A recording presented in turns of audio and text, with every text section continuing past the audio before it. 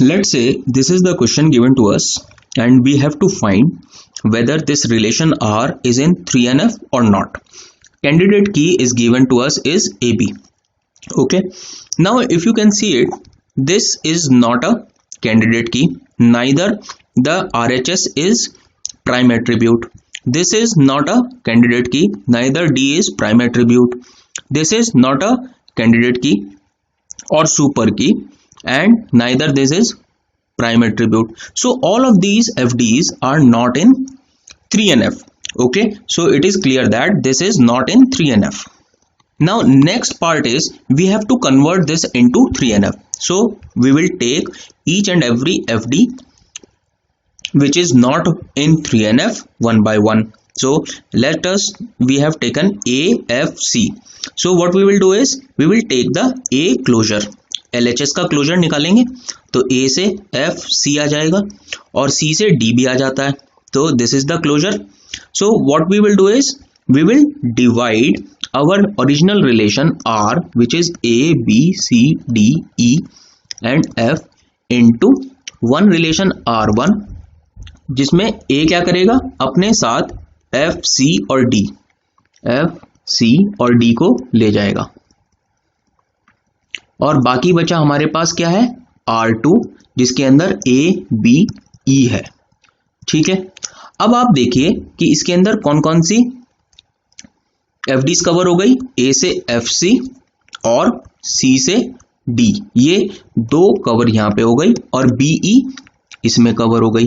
ठीक है, अभी हमने एक पार्ट किया है, देखिए क्या ये अभी 3 नॉर्मल फॉर्म में है, 3rd नॉर्मल फॉर्म में.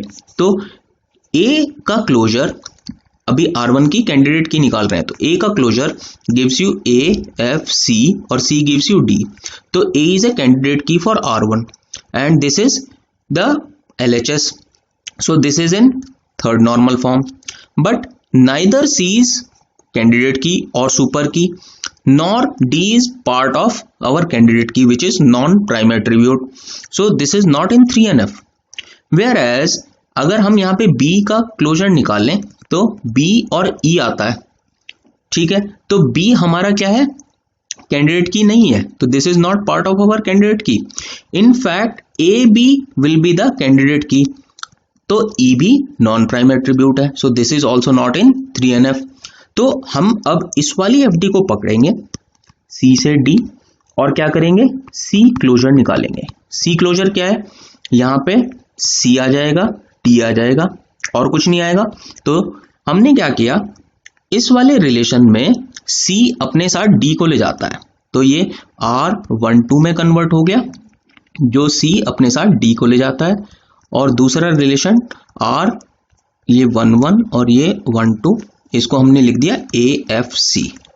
ठीक है, तो इसके अंदर C से D और इसके अंदर A से FC. Now C is the key for this relation, तो ये 3rd नॉर्मल फॉर्म में आ गई, और A is the key for this relation, तो ये भी 3rd नॉर्मल फॉर्म में आ गई. ऐसे ही ये BE क्या है, ये हमारा 3rd नॉर्मल फॉर्म में नहीं था, तो ये हमारा जो रिलेशन है R2 ABE, हम इसको डिवाइड करेंगे कैसे, B अपने साथ E को ले जाता है, तो ये R21 में BE और बाकी जो बचा R22, ये क्या है AB. तो इसमें आ गया A B से E, और A B की हमारी कोई FD है ही नहीं, तो ये फाई है. ठीक है, तो हमारे रिलेशन क्या क्या बने, R11 है CD, R12 है AFC, R21 है BE और R22 है AB.